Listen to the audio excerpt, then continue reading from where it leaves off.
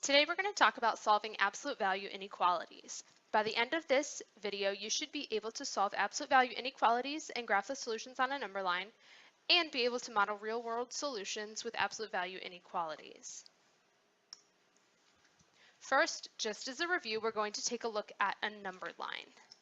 So let me number my number line.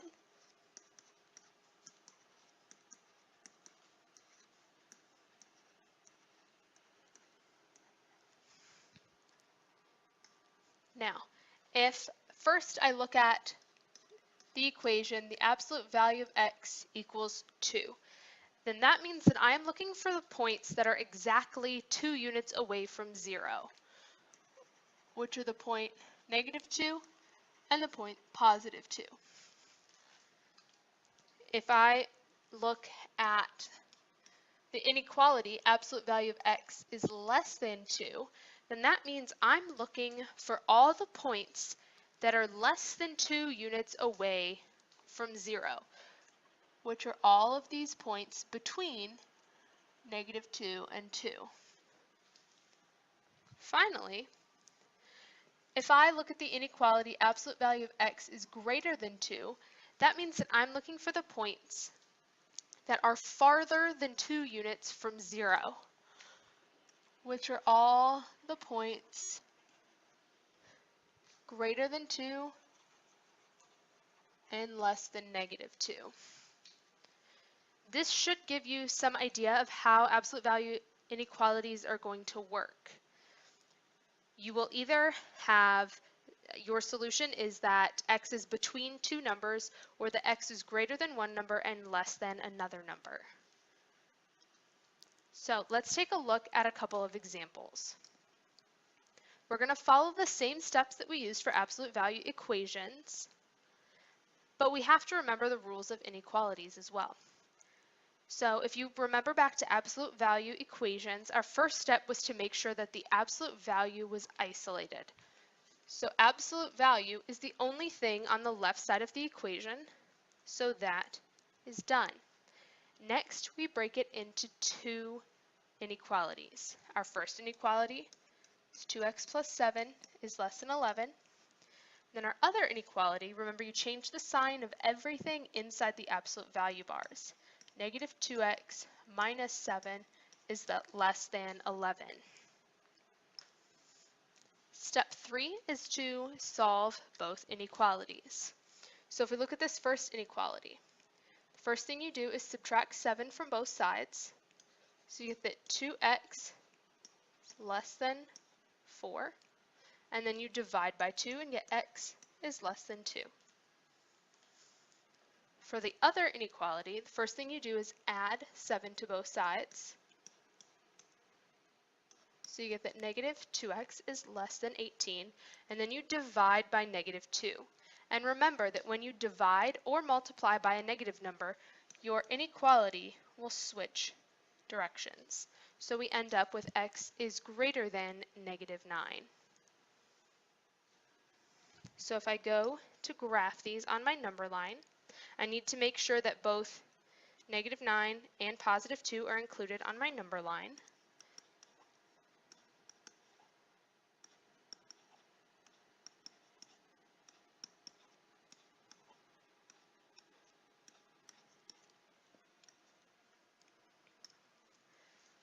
Other thing to remember with inequalities, whenever you have a less than or greater than symbol, you are going to have an open circle. So less than or greater than means you have an open circle. If you have less than or equal to or greater than or equal to, you're going to have a closed circle. So for this answer, I have that x is less than 2. Less than means to the left of on the number line, and greater than -9. Or I could write that my solution is x is between -9 and 2.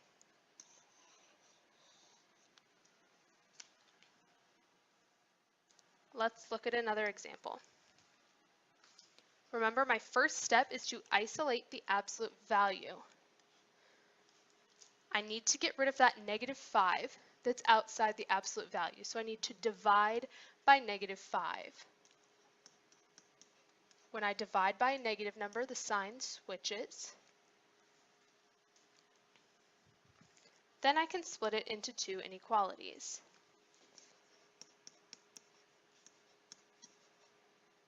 And then for the second inequality, you change the sign of everything inside the absolute value.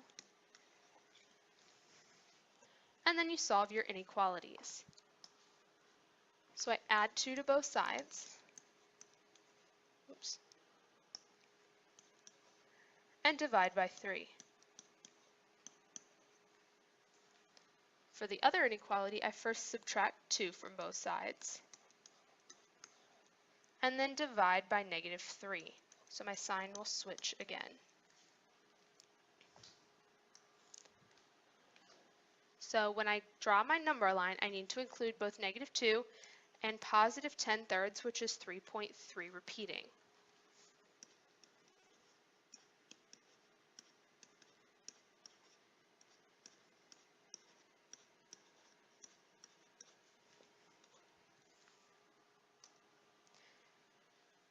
So since I have greater than or equal to and less than or equal to symbols, I'm going to use closed dots. So I have that x is less than or equal to -2, so closed dot, and less than is to the left on the number line, and then greater than or equal to 3 1/3, and greater than is to the right. So since I have two pieces on my graph of the number line, I cannot combine my answers to be one inequality like I did on the first problem. Instead, I have to write x is greater than or equal to 10/3, or x is less than or equal to -2.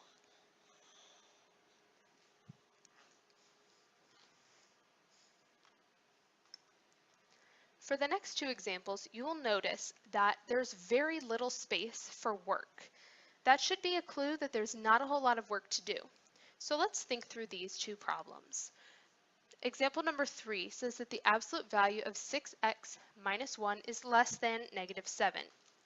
So step 1 is our absolute value is already isolated. But let's think about it. We said that when you take the absolute value of anything, you end up with a positive answer. So is there any way that you could get an answer that is less than -7? No. So this is no solution, which means we cannot graph that on the number line. Example number 4 is almost the exact same problem, except the inequality sign is switched around the other way. So we have absolute value of 6x minus 1 is greater than -7. Again, we said that absolute value will always give you a positive answer. So every number that you plug in for x is going to give you an answer that's greater than -7. So the answer for this is all real numbers. You can graph this on a number line.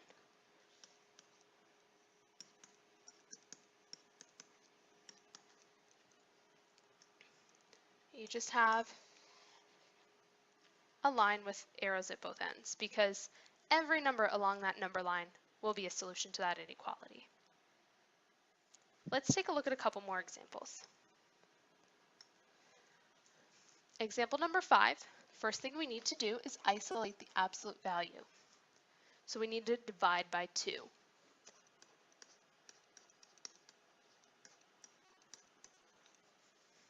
Next, we need to split it into two inequalities.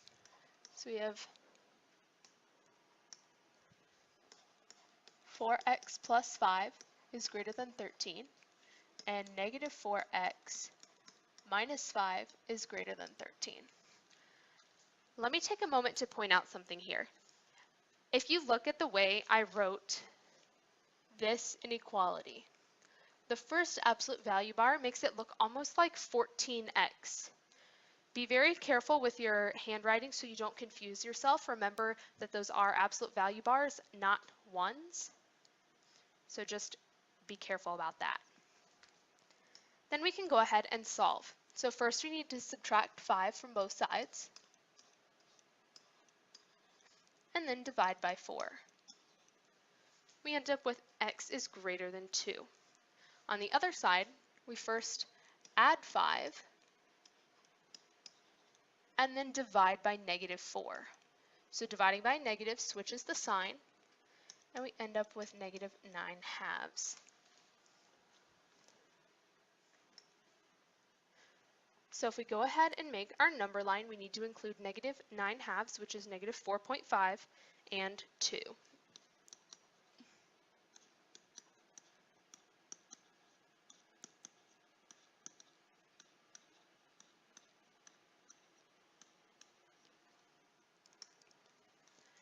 So we have greater than and less than as our symbols, so we're going to use open circles.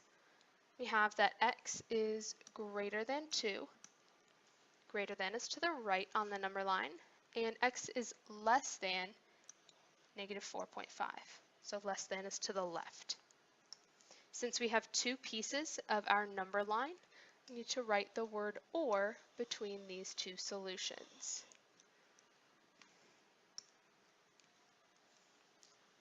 For example number 6, again, we need to isolate our absolute value first, which means we need to subtract 4 from both sides.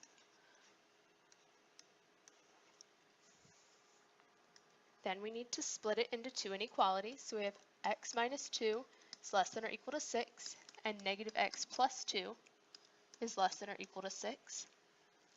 Then we can solve the inequalities. So if we add 2 to both sides, we get that x is less than or equal to 8.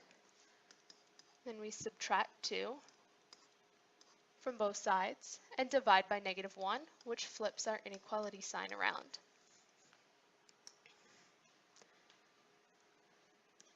Oops. So if I start making my number line,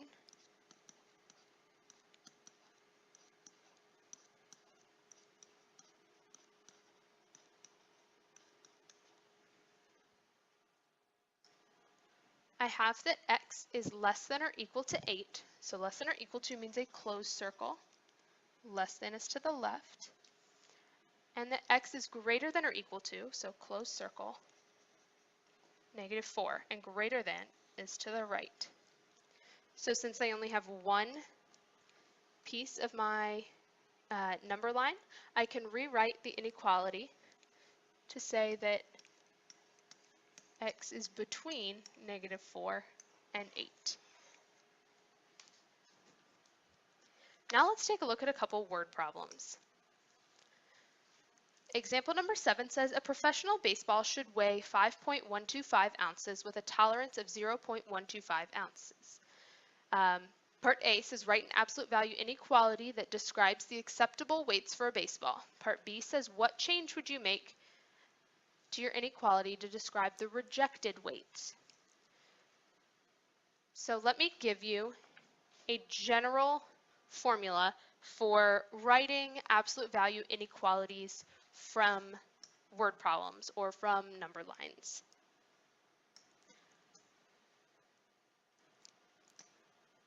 Your equation will always be absolute value of x minus whatever is in the middle, if you're given a middle number, or whatever the value should be.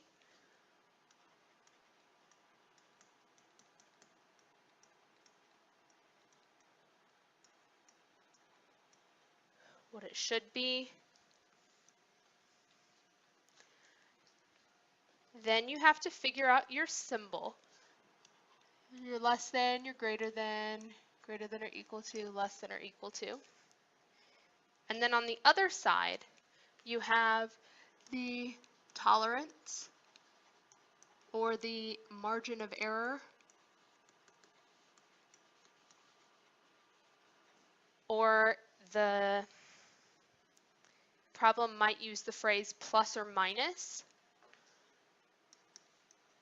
So if it says plus or minus 5, then that means you could be 5 more than whatever it should be or 5 less. So if we take a look at this, part A, the baseball should weigh 5.125 ounces. So that's going to go inside our absolute value.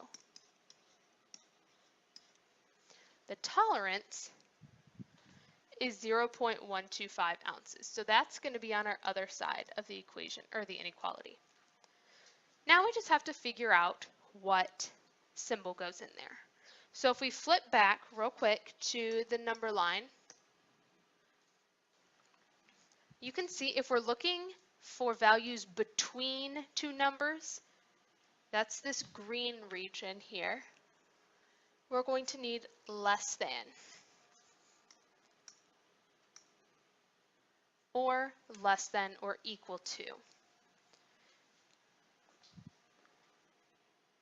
And it's sometimes tricky to decide whether you need less than or equal to. Less than or equal to would mean that 5.25, which is 5.125 plus 0.125, would be included in the range. It doesn't specify, so we are going to go ahead and be on the safe side and say that a baseball weighing 5.25 ounces would not be included. For part B, what would you need to change to describe the rejected baseballs, the ones that are either too light or too heavy? You would just switch the sign.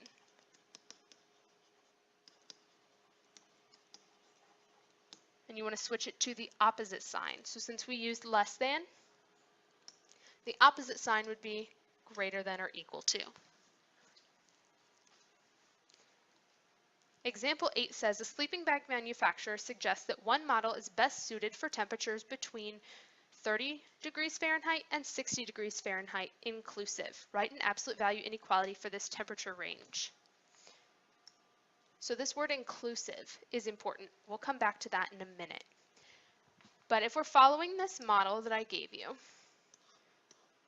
we're going to have absolute value of x minus the middle.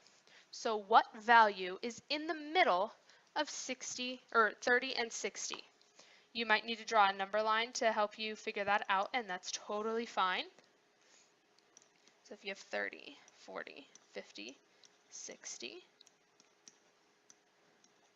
you can see that 45 is the middle. So I'm going to have x minus 45, and then the tolerance or the range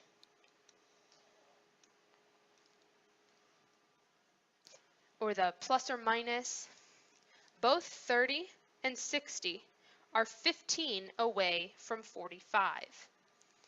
So that means if I start at 45, I can either add 15 or subtract 15 and still be okay. So I'm going to put 15 on the other side of the inequality.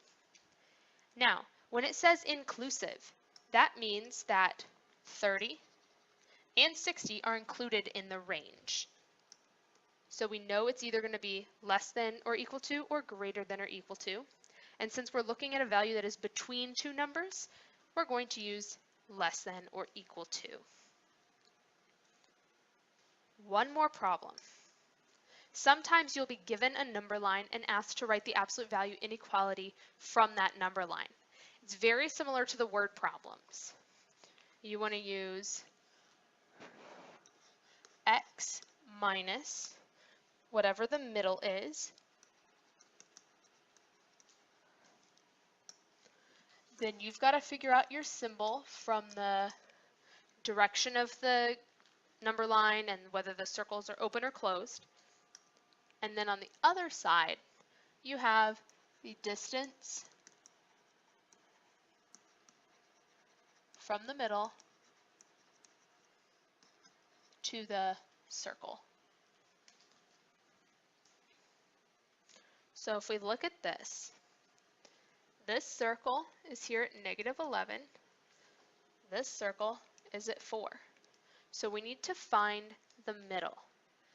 You can do that by just counting in from the ends, or you can add the two endpoints and divide by 2. Either way is fine. Whatever you do, you should find that negative 3.5 is the number that's in the middle. The other piece of information we need is how far it is from the middle to one of the endpoints. And it should be the same regardless of which endpoint you use because that number is in the middle. So take a minute, figure out what that distance is.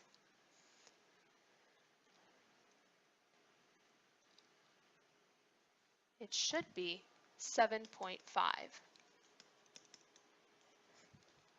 So if we just use this information, we know we're going to have x minus the middle. So since we have minus negative 3.5, it's going to be plus 3.5. And then 7.5 is on the other side of our inequality. Now, we have open circles, so we know it's either greater than or less than. And the number line is shaded between the two dots, so we know that it is less than.